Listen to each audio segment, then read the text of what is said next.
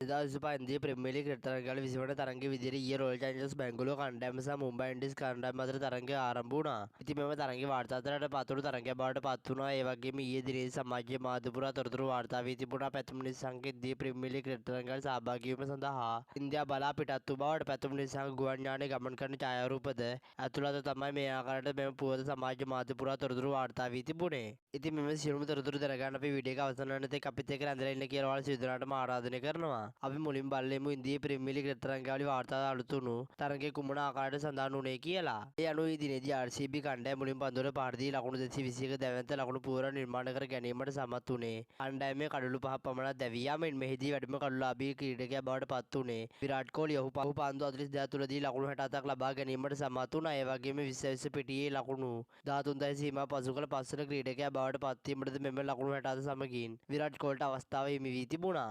ලකුණු 222 ජයග්‍රහී ඉලක්කයක් අඹා යාමේ අරමුණින් මුම්බයි ඉන්ඩියන්ස් කණ්ඩායම පිටට පිවිසියත් ඔවුන්ට ලබා ගැනීමට හැකි වුණේ. ලකුණු 209ක් පමණයි. ඒ කණ්ඩායමේ කඩලු 9ක් දැවී යාමෙන් මුම්බයි ඉන්ඩියන්ස් කණ්ඩායම වෙනුවෙන් වැඩිම ලකුණුලාභී ක්‍රීඩකයා බවට පත් වුණේ. ඉලක්කවර්ම ඔහු පන්දු 29ක් තුලදී ලකුණු 56ක් ලබා ගැනීමට සමත් වුණා. ඒ වගේම ප්‍රවේකාර පිතිකරන නිරත වුණු හැඩ් පාණ්ඩය පන්දු 15 තුලදී ලකුණු 82ක් ලබා ගැනීමට සමත් වුණා. ඒ වගේම ඊයේ දිනේදී බෝඩ් ලකුණු 57ක් ලබා ගැනීමට සමත් වුණා. පන්දු වාර 4 තුලදී මේ සඳහන් වුණේ ඔහුගේ පන්දු වාර 40 තුල IPL ඉතිහාසය තුල ලකුණු 50කට වැඩි ලබාගත් පළමු අවස්ථාව විදිහට.